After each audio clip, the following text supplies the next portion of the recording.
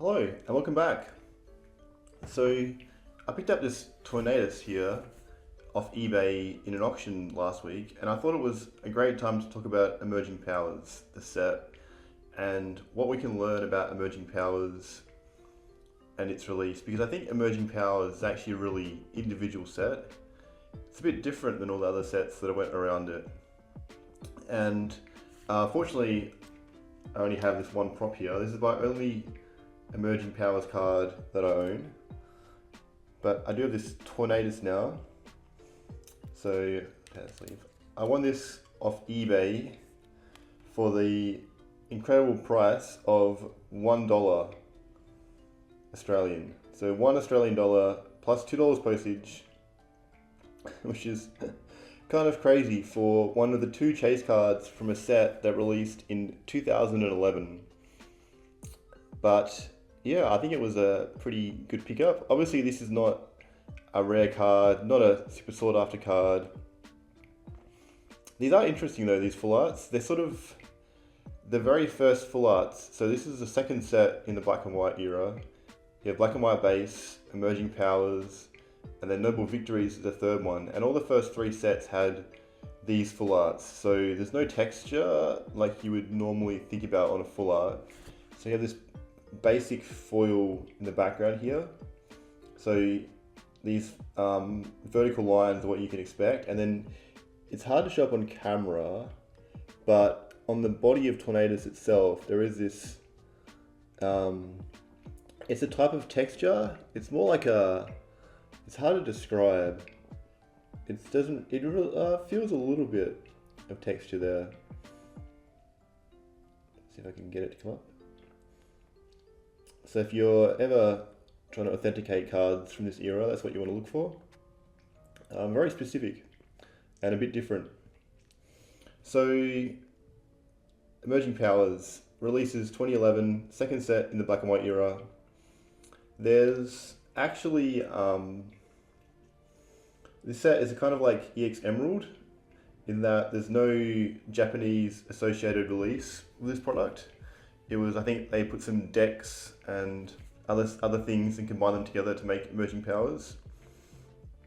The set list, so for full arts you have Tornadus and Thunderous, and then the rest of the Pokemon are all from black and white, and also excluding a lot of the Pokemon that people associate with black and white, like the starters, some of like I don't think there's any Zekrom or Reshiram in this set. But you have a few of the like Tornadus and Thunderous and Hollow as well.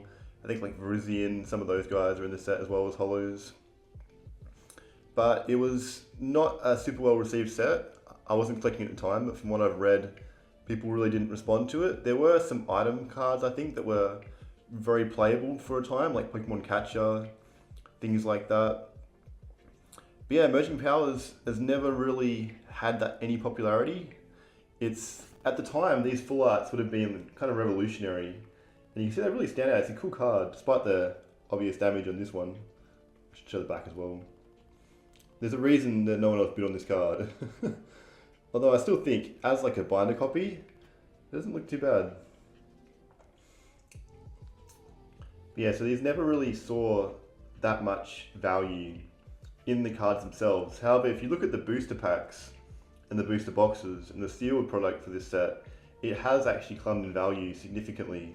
I think I checked TCG Player before this video, and it's currently like $67 US for a pack of Emerging Powers, which is quite a lot for a set where the best card you can pull out of a pack is going to be like $15 max in perfect condition.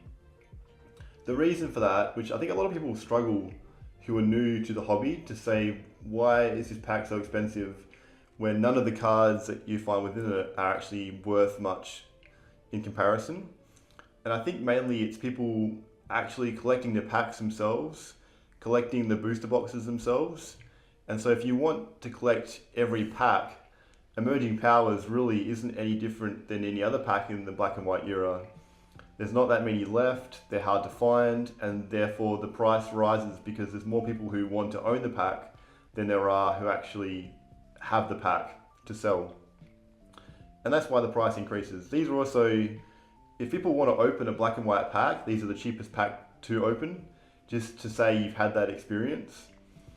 I think even Pokerev has been putting these in some of his mystery products, so these still get opened just for the experience, albeit in smaller numbers, which means the packs are going to keep climbing probably in price, while the single cards, not so much. I think it's still one of the cheapest, possibly the cheapest master set of Pokemon to collect is Emerging Powers, and you can see why, because I've already got one of the Cheese Squares. I just need the Tornadus now, or Thunderous, and then I can complete the set, although the reverse holos probably still are quite hard to pick up, especially if you want that near mint condition.